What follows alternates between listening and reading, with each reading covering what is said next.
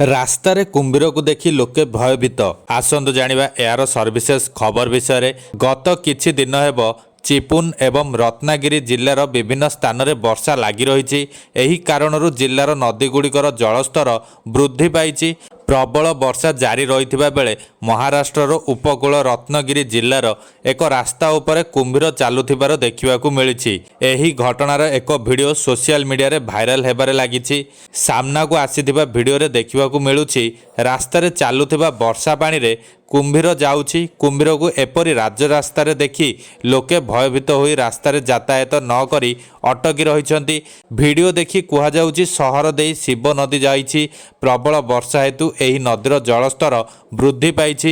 ତେଣୁ କୁମ୍ଭୀର ପାଣି ଭିତରୁ ରାସ୍ତାକୁ ଚାଲି ଆସିଛି। ତେବେ ଏତେ ସମୟ ଧରି କୁମ୍ଭୀର ରାସ୍ତାରେ ବୁଲୁଥିବା ଘଟଣା ସମ୍ପର୍କରେ ବନ ବିଭାଗ କେମିତି ଜାଣିପାରିଲା ନାହିଁ ତାହାକୁ ନେଇ ପ୍ରଶ୍ନବାଚୀ ସୃଷ୍ଟି ହୋଇଛି।